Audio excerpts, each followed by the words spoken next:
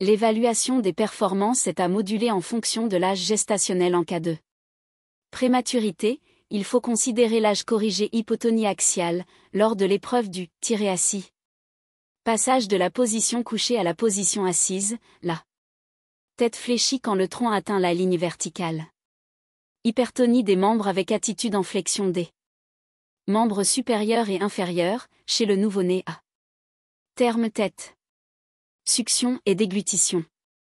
Points cardinaux, la stimulation du pourtour de la règle péribuccale occasionne un mouvement de l'orbiculaire des lèvres vers le doigt de l'examinateur. Membre supérieur.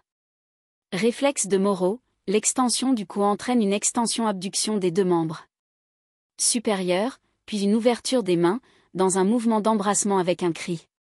Grasping, flexion des doigts à la stimulation palmaire. Membres inférieurs. Marche automatique, réflexe d'enjambement au contact de la plante du pied sur un plan dur ou un obstacle. Allongement croisé, la stimulation de la plante du pied entraîne une flexion-extension et adduction du membre inférieur. Contralatéral. Grasping, flexion des orteils à la stimulation plantaire. Ces réflexes archaïques existent de la naissance à l'âge de 3 à 5 mois. Leur absence représente un signe d'immaturité cérébrale. Le dernier à disparaître est le grasping des pieds. Grasping du membre supérieur. Leur persistance au-delà de 5 mois doit être considérée comme pathologique. Test différent pour étudier les performances intellectuelles pour chaque tranche d'âge, QI et QD. Nourrisson. Échelle de Denver pour l'évaluation psychomotrice. Test de Brunellesine pour évaluer le quotient de développement, QD dont la normale est à 100. Enfant. Tests utilisés, le Wechsler. XWPSI, Wechsler Preschool and Primary Scale of Intelligence, pour les 4 à 6 ans. XWISC, Wechsler Intelligence Scale for Children, de 6 à 16 ans. Il faut toujours préciser si le retard paraît acquis et ou progressif, ou non.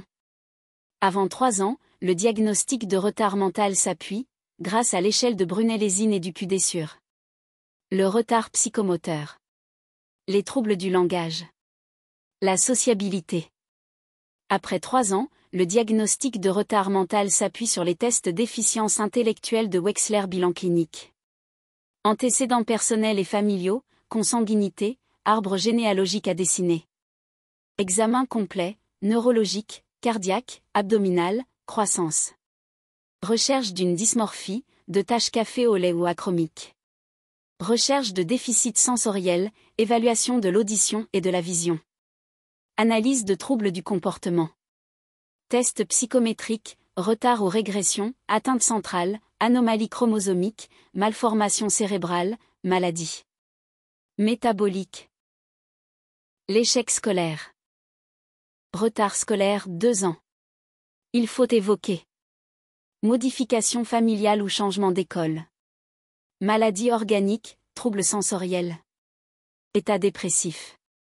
Troubles du sommeil. Énurésie secondaire. Phobie scolaire. Troubles des apprentissages 3A. Garçons. 5% des filles. 12 à 19 ans. ILDIM. Refus d'aller en classe chez un enfant bon élève sans antécédent. Risque. Plainte. Majeure de déscolarisation. Somatique non fondée s'amendant à. ILDIM. Domicile. Comportement n'excluant pas le travail scolaire à la maison. Intelligence normale, mais mauvais résultats scolaires. Milieu familial typique, fils unique, mère surprotectrice. Évolution possible vers la névrose 5 à 10% des enfants. Diagnostic, pas de babillage à 9 mois, pas de mots à 15 mois, absence d'association de mots. Après 24 mois, pas de phrase à 3 ans. Retard important de l'expression, erreur phonétique, vocabulaire pauvre, mauvaise compréhension des ordres simples. L'enfant est souvent agité et impulsif. Dépistage optimal en classe de maternelle. Test de dépistage, brève, 4 à 9 ans avec atteinte cognitive, tout enfant ayant un trouble du langage doit bénéficier d'un examen neurologique. Les diagnostics à évoquer sont XIMOC, X déficiences mentales diverses, X épilepsie, aphasie brutale secondaire à des convulsions pendant le sommeil, pointe onde continue du sommeil ou syndrome de Landau-Kleffner, trouble envahissant du développement. Carence importante dans l'environnement de l'enfant. Enfant non scolarisé, insuffisance de stimulation langagière. Niveau intellectuel normal et absence de déficit sensoriel ou mécanique. Mesure du QI, démontre que l'enfant est intelligent avec un trouble du langage isolé. Troubles articulatoires égale exécution erronée dans le mouvement destiné à produire un phonème.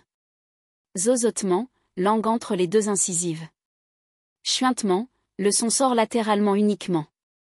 Trouble du débit élocutoire, bégaiement. Apparaît vers 3 ans et disparaît spontanément. Garçon, fille, vers 3 ans. Souvent précédé d'un retard de langage. Trouble de la parole. Impossibilité de reproduire un mot en entier, un tas au lieu d'un chat, pathologique si. Persistance après 6 ans. 3 types de retard de langage. Retard simple, unième. R maudit après 2 ans, vocabulaire pauvre, utilisation de la 3e personne du singulier ou de son prénom au lieu du « je », l'évolution est favorable. Retard sévère égale dysphasie, trouble dans l'expression et ou la compréhension avec. Amélioration à la répétition, dissociation automatico-volontaire, entraînant un handicap lourd. De communication avec échec scolaire. Retard profond, audimutité prise en charge étiologique. Prise en charge par l'orthophoniste. Examen complet sur prescription médicale, puis mise en place. De 2 à 3 séances de rééducation par semaine, si besoin. Prise en charge multidisciplinaire si handicap important 8 à 10% des enfants normalement scolarisés. Altération spécifique, durable et significative de l'acquisition de la lecture. Retard de lecture supérieur à 18 mois. À 5 ans, début de l'écrit, écrit son prénom. À 6 ans, début de la lecture, répétition de 15 syllabes, comme c'est amusant une petite souris. Dans la souricière, répétition de 5 chiffres dans l'ordre. À 8 ans, lecture acquise, déchiffrage et compréhension. Non imputable à une cause repérable. Intelligence normale. Absence de troubles de la personnalité. Absence de troubles sensoriels. Souvent retard ou trouble du langage oral antérieur, dyslexie de surface. Difficulté pour lire les mots irréguliers, automne, monsieur. Erreur de régularisation, tabac et lu tabac. Dyslexie phonologique, procédure d'assemblage altérée. Difficulté pour les non-mots et les mots nouveaux, ornithorynque. Facilité pour les mots familiers réguliers ou irréguliers. Dyslexie profonde. Incapacité pour lire les non-mots. Erreur sémantique, jolie et lubelle. Prise en charge. Prise en charge étiologique. Prise en charge par l'orthophoniste, examen complet sur prescription médicale, puis mise en place. De 2 à 3 séances de rééducation par semaine, si besoin. Prise en charge multidisciplinaire si handicap important dyspraxie. 1. Diagnostiquer une dyspraxie. 5% des enfants scolarisés. Altération marquée par défaut de coordination des gestes et surtout dans l'automatisme. L'enfant doit toujours penser à ce qu'il fait et contrôler ses mains en permanence. Nuit significativement à la réussite scolaire et aux activités quotidiennes. Pas lié à une cause médicale, psychologique, ou à un trouble envahissant du développement. Repérer le type de dyspraxie. Difficulté de repérage et d'organisation visio-spatiale. L'enfant a du mal à organiser son regard pour explorer, chercher des informations dans un texte, un quadrillage, une image.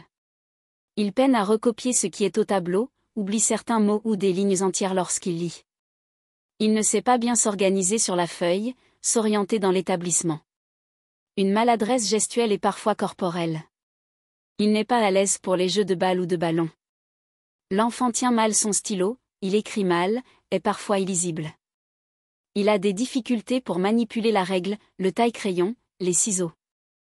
Il a souvent de l'encre et de la colle sur les mains, ses cahiers sont cornés, il se salit à la cantine. Il ajuste mal ses vêtements, ne sait pas faire ses lacets. Il est souvent pâteau en sport.